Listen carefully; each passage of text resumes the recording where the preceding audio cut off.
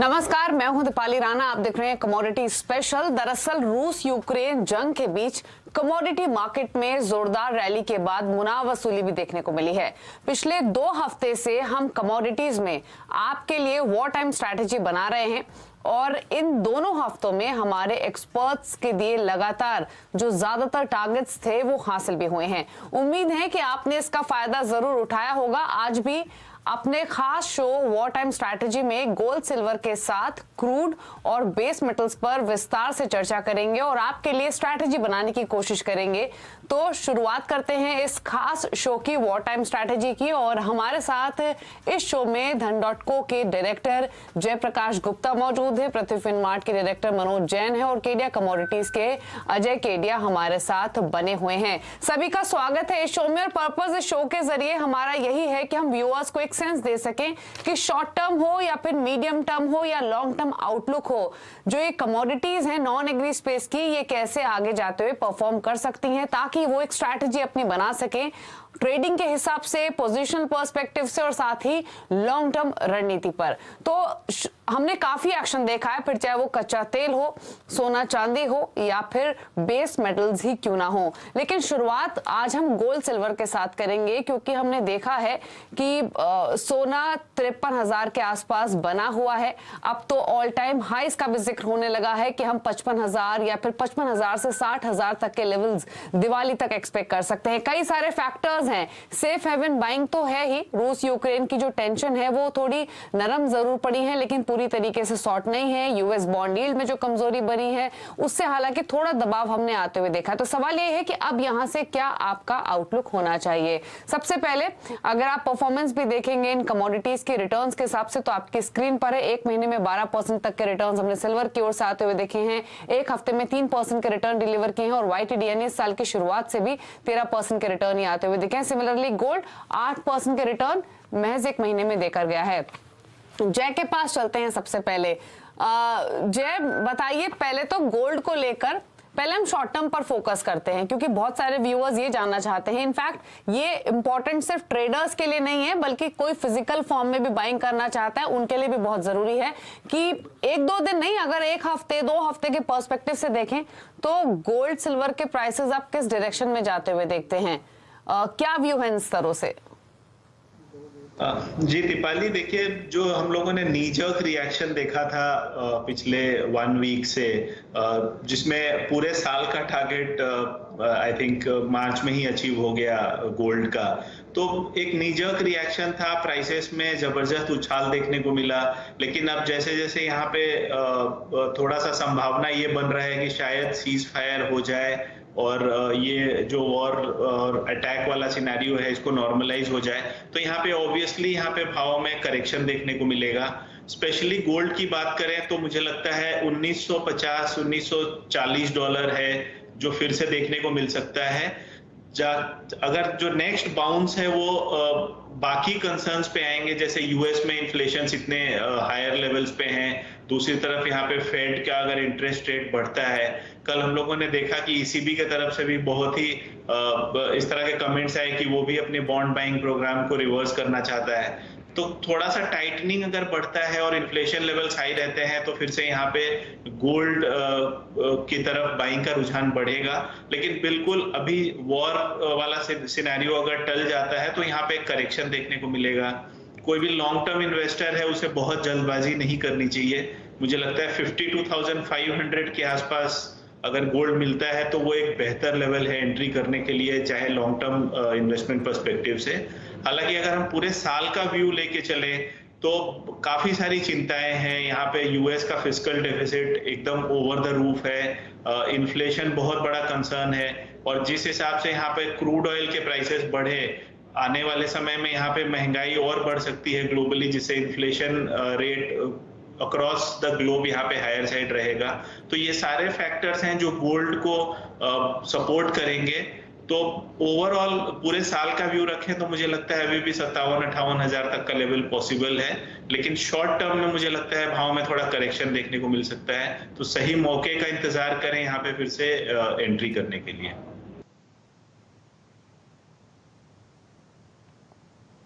तो फंडामेंटल्स तो यहाँ पर जय ने एक्सप्लेन किए हैं। मनोज जी, आप भी अग्री करते होंगे जो बातें जय ने यहाँ पर मेंशन की हैं। अब इम्पोर्टेंट ये है कि हमें 55,000 से 60,000 के बीच में टारगेट्स लॉन्ग टर्म में मिल रहे हैं, यानी दिवाली तक नए हाइस की बात एक्सपर्ट्स अब कर रहे हैं। अब सवाल आपसे ये है कि अगर लॉन्ग टर्म की बात करें तो एंट्री किस स्तर पे लेनी है अगर किसी का साल भर का व्यू है, और दूसरा ये कि शॉर्ट टर्म ट्रेडर्स क्या करें फिलहाल गोल्ड में। नमस्कार दीपाली जी। अभी जहां हम देख रहे हैं कि जो वॉर का सिचुएशन है वो बना हुआ है। कल भी यहाँ रशिया और यूक्रेन के बीच में वार्ता थी, लेकिन वो फेल होती हुई दिखी है। उसके बाद हमने फिर एक बार सोने और चांदी में लोअर लेवल से अच्छी रिकवरी आते हुए देखी है। साथ ही इन्फ्लेशन के कंसर्न्स भी बने हुए हैं। कल भी जो यूएस के सीपीआई के आंकड़े आए थे, फरवरी में हमने एक बार फिर 40 वर्ष के उच्च स्तर पर इन्फ्लेशन को आते हुए देखा है। तो कहीं ना कहीं यहाँ पे हायर इन्फ्लेशन और जो वार टाइम सिचुएशन है वो सोने की कीमतों को सपोर्ट करती रहेगी। शॉर्ट टर्म में मेरा मानना है कि 52,800 से 52,000 के जो रेंजेस है वो बाइंग के लिहाज से अच्छे रहेंगे।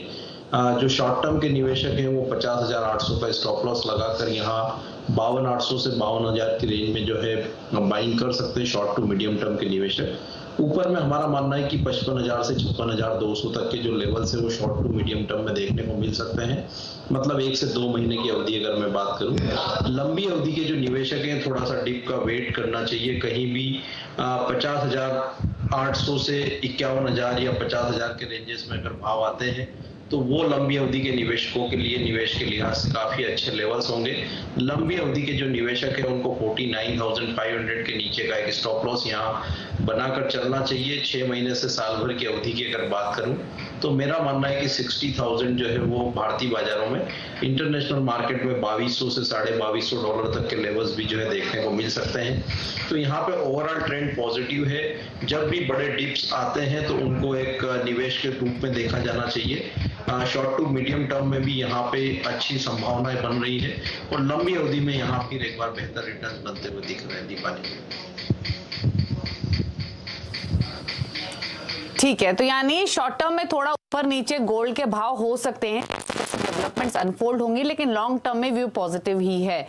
अजय, आपके टारगेट्स क्या हैं शॉर्ट, मीडियम या फिर लॉन्ग टर्म के हिसाब से गोल्ड पर? नमस्कार दीपाली। डेफिनेटली देखिए, ऐसा जो रैली हमने अभी लास्ट 2 महीने में आते हुए देखा है, इनफैक्ट 1 महीने में देखा है, ये 10 साल में एक बार ही ऐसा मौका बनता है। देखिए लॉन्ग टर्म ठीक है, हम लोग एक कंजर्वेटिव लेके चलते हैं कि $2300 $2300, बट फ्रेंकली कल रात को मैं कुछ चार्ट्स देख रहा था इन्फ्लेशन एडजस्टेड को लेकर, तो मुझे लगता है $3,000 भी अगर गोल्ड हो जाए तो कोई बड़ी बात नहीं है, क्योंकि इससे पहले भी हमने 2006 से लेकर 2011 के बीच में जो तेजी देखी थी, डेट वाज सेम जो अभी दिखाई दे रहा है वैसा ही कुछ काइंड था। ग्लोबल फाइनेंशियल क्राइसिस था, इस बार पैंडेमिक है और अब लड़ाई का माहौल है। तो मुझे लगता है $3,000 तो हम लोग एक एक्स्ट्राऑर्डिनरीली और सिचुएशन खराब होती है वो देखेंगे। बट टाइमिंग अगर हम बात करें तो ये साल में मुझे लगता है कि अगर हम शॉर्ट टर्म, मतलब अगर हम जुलाई अगस्त तक की बात करें तो 56,000 तक का लेवल मुझे लगता है कि इजीली अचीवेबल है। बट जिस ढंग से चीजें खराब होते हुए दिखाई दे रही है, क्योंकि अभी एक रिसेंट अपडेट आया है कि ईरान और यूएस के बीच में जो न्यूक्लियर टॉक है वो फेल हो गई है और क्रूड के ऊपर पूरे दामोदार रहेगा आगे का सिनेरियो पूरा। तो मुझे लगता है कि अगर क्रूड में और तेजी बनती है तो इसका कहीं ना कहीं असर गोल्ड पे भी पड़ता हुआ दिखाई देगा और गोल्ड 60,000 का लेवल भी दिखा दे। बट ओवरऑल मुझे लगता है कि long term view as of now जो करंट कंडीशन है उसको देखते हुए 64,000 तक के भी लेवल गोल्ड में देखने मिल जाएंगे। बट ये साल में एज ऑफ नाउ 56,000 तक का आप लेवल पकड़ के चलिए। बाइंग के लिए करंट मार्केट भी काफी अच्छा है, बिकॉज जियोपॉलिटिकल टेंशन कंटिन्यू बढ़ रहा है और जिस ढंग से टॉक चल रही है यूक्रेन और रशिया के बीच में, तो ये पूरा प्री प्लान दिखाई दे रहा है। 2015 से रशिया ने इसकी प्लानिंग कर रखी है, बिकॉज इसके अंदर वाटर क्राइसिस का भी इशू है, साथ में बॉर्डर सेफ्टी, नाटो और यूएस के साथ का जो लड़ाई हम 1990 से देख रहे हैं वो भी एंगल है, प्लस एक्स्ट्रा जो गैस रिजर्व्स यूक्रेन में जो पाई गई है क्रीमिया और लोहांस ये एरियाज में, उसको भी एक कैप्चर करने का पॉइंट था। तो कहने का मतलब ये पूरा प्लान दिख रहा है और ये और बढ़ता हुआ दिखाई देगा। तो आई थिंक 56,000 इमीडिएट वे में हम लेके चल सकते हैं, बट ये 64,000 तक का भी लेवल अगर हम साल 1.5 साल का व्यू लेके चले तो आराम से दिखा सकता है। तो इंटरेस्टिंग है, टारगेट्स अग्रेसिव मिल रहे हैं। जय ने जहां 58,000 के लॉन्ग टर्म टारगेट की बात की, मनोज जी का मानना है 60,000 तक जा सकता है और अजय मानते हैं 64,000 के लेवल्स भी आपको देखने को मिल सकते हैं। और सिमिलरली सिल्वर में भी जो भी चर्चा हमारी हाल फिलहाल के दिनों में तमाम एक्सपर्ट से हुई, उनका कहना यह है कि सिल्वर इनफैक्ट गोल्ड के मुकाबले आउट परफॉर्म कर सकते हैं, तो वहां तो टारगेट और भी अग्रेसिव हैं। फैक्टर्स पर बात ना करते हुए क्विकली टारगेट्स ले लेते हैं। जय, सिल्वर पर आपके टारगेट्स क्या हैं? दीपाली, मुझे लगता है 85,000 तक का लेवल पॉसिबल है, थोड़ा मीडियम टू लॉन्ग टर्म नजरिया रखे तो।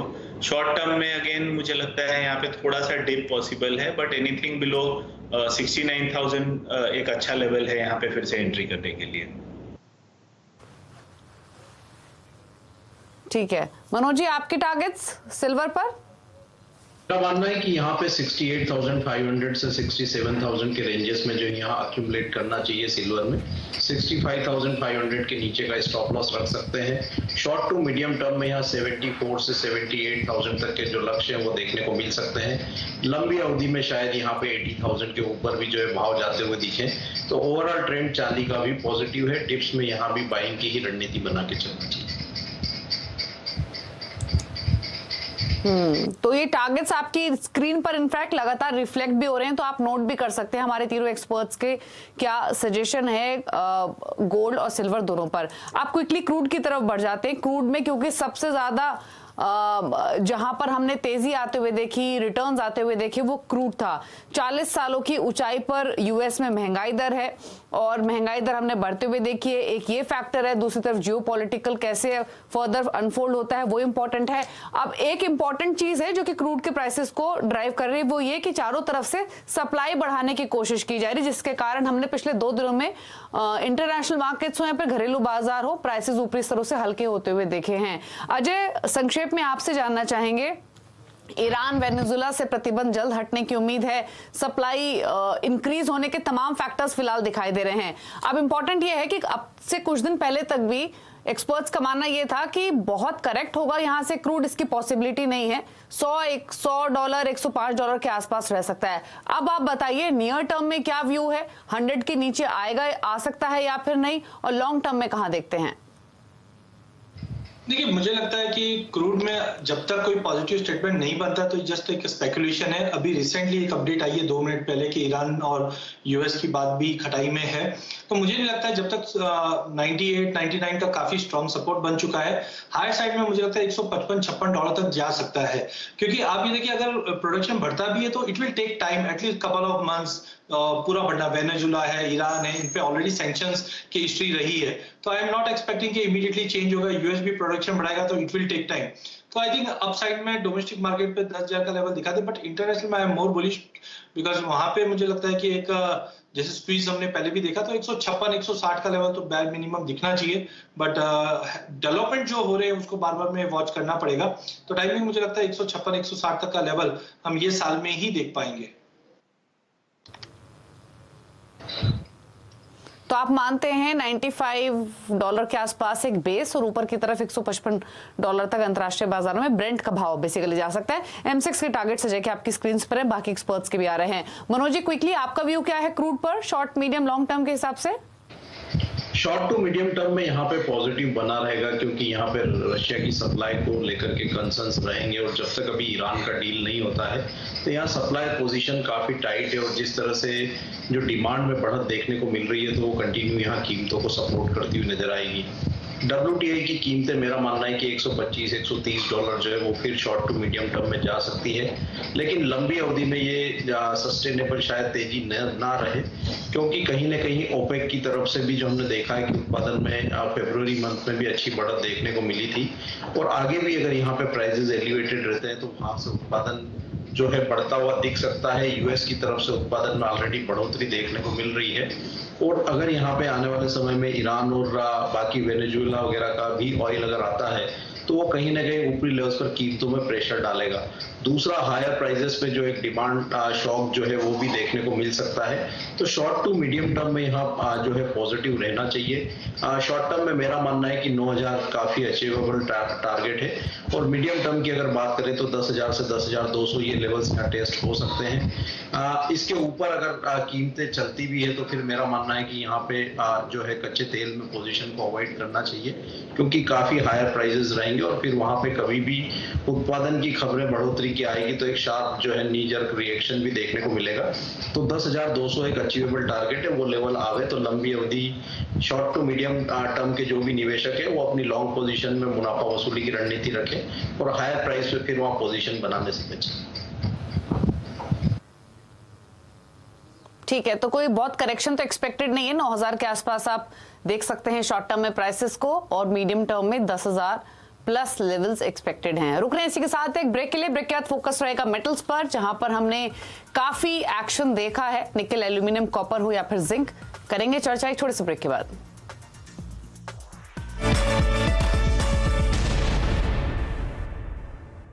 Ammonia steel.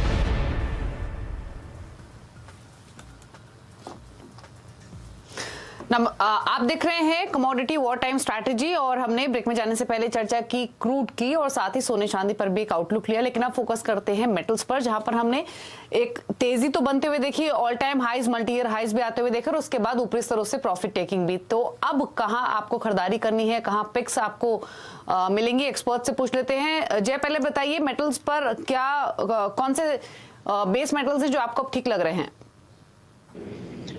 दीपाली, देखिए हम लोगों ने जो रैली देखी है it's too fast too soon था। एक कंसर्न जरूर था कि यहाँ पे पूरा सप्लाई डिमांड इक्वेशन यहाँ पे बिगड़ सकता है रशिया के वॉर पे जाने से। तो इसमें कुछ कमोडिटीज में हम लोगों ने एकदम एक्सेप्शनल मूवमेंट देखा, जैसे निकल है। लेकिन जैसे जैसे यहाँ पे थोड़ा सा रियलिटी सेट इन होगा, मुझे लगता है बैक टू फंडामेंटल्स आ जाएंगी चीजें। हाँ, ये बात जरूर है कि अगर रशिया पे सैंक्शन आता है तो एक ग्लोबल बड़ा प्लेयर है बेस मेटल्स कॉम्प्लेक्स में, तो यहाँ पे एल्युमिनियम, निकल, इसमें रशिया एक बहुत बड़ा रोल प्ले करता है। तो वहाँ पे प्राइसेस में फर्मनेस जरूर रहेगा, लेकिन जो लेवल्स हम लोगों ने लास्ट वीक देखा था वो लेवल शायद यहाँ पे ना देखने को मिले। अगर ब्रॉडली देखें तो मैं बहुत ज्यादा बुलिश हूँ कॉपर को लेके, क्योंकि जिस हिसाब से यहाँ पे जो डिमांड है कॉपर को लेके, apart from regular industrial demand, यहाँ पे डिमांड न्यू एज बिजनेसेस के तरफ से आ रहे हैं। जिस हिसाब से क्रूड अब $130 तक ट्रेड कर चुका है, यहाँ पे क्लीन एनर्जी की तरफ रुझान बढ़ेगा, सोलार है, यहाँ पे इलेक्ट्रिक व्हीकल्स हैं, वहाँ पे कॉपर के यूसेज ज्यादा हैं। और दूसरी बात यह है कि अगर हायर प्राइसेस में भी जो कंपनीज इस तरह के प्रोजेक्ट्स में काम कर रहे हैं वो काफी कैश रिच कंपनीज हैं, जिसमें वेंचर कैपिटल के फंड्स लगे हुए हैं। So for them buying the raw material, चाहे वो कॉपर हो या एल्युमिनियम हो, at any level is not a big concern, क्योंकि ऑब्जेक्टिव यहाँ पे प्रॉफिटेबिलिटी नहीं है, ऑब्जेक्टिव यहाँ पे लॉन्ग टर्म में एक सस्टेनेबल बिजनेस मॉडल बनाना है। तो मुझे लगता है कॉपर में यहाँ पे डिमांड आगे चल के भी कायम रह सकता है। Same thing goes with aluminium. मैं दोनों में बहुत बुलिश हूँ। निकल में मुझे थोड़ा सा कंसर्न है, फंडामेंटली सपोर्टिव नहीं है जो प्राइसेस हम आज के दिन में देख रहे हैं। तो यहाँ पे हो सकता है 15-20% का करेक्शन मिले तो एंट्री लेवल बनता है, but copper and aluminium are top picks. ठीक है अजय, संक्षेप में, समय की कमी है क्योंकि आपकी पिक्स क्या है मेटल्स में अभी? देखिए मेटल में मुझे लगता है ये टेम्पररी 3 महीने की और तेजी रहेगी, जिनसे सप्लाई डिस्टर्बेंस है। निकल में तो मुझे लगता है अवॉइड करना चाहिए, बिकॉज ऑलरेडी रैली हो चुका है। कॉपर एल्यूमिनियम शॉर्टेजेस की वजह से, खाली सप्लाई की डिमांड नहीं, because of अपगोइंग crude oil prices, मुझे लगता है कि रिसेशन हिट कर सकता है, जिसके से जो इंडस्ट्रियल डिमांड है वो धड़ासाई हो सकती है सेकंड हाफ में। तो टाइमिंग मुझे लगता है 950 तक का लेवल सप्लाई डिस्टर्बेंस कॉपर दिखा दे, एल्यूमिनियम 350 दिखा दे, बट कॉशियस रहना चाहिए, because higher crude oil prices जब हुआ है पिछले 100 साल में, कहीं ना कहीं रिसेशन हिट हुआ है और बेस मेटल उसके बाद फॉल आउट हुआ है। तो सप्लाई डिस्टर्बेंस की वजह से 950 कॉपर में और 350 एल्यूमिनियम में दिखा सकता है, वहां तक का मैक्सिमम लेवल अप साइड देख रहा हूं मैं, बट कॉशियस रहिए, कभी भी बड़ा फॉल आ सकता है रिसेशन हिट से। ठीक है, तो ये आपको व्यू मिला है, मेटल्स पर तो पिक्स मिली ही है, साथ ही साथ स्ट्रैटेजी आपको मिली है क्रूड पर, सोने चांदी पर। तो उम्मीद यही करते हैं कि शो के जरिए एक सेंस आपको मिला होगा कि शॉर्ट टर्म में बिहेवियर क्या रह सकता है इन कमोडिटीज का और मीडियम लॉन्ग टर्म में क्या टारगेट्स आप एक्सपेक्ट कर सकते हैं, और उसी के हिसाब से बनाइए आप अपनी स्ट्रैटेजीज। इसी के साथ इस खास शो में इतना ही। हमारे तीनों मेहमानों का शुक्रिया आने के लिए शो में और व्यूज अपने सभी कमोडिटीज पर देने के लिए। इसी के साथ इस बुलेटिन में तो इतना ही, लेकिन खबरों पर लगातार अपडेट के लिए CNBC आवाज के साथ रहिए, ट्विटर, फेसबुक, यूट्यूब के जरिए। नमस्कार।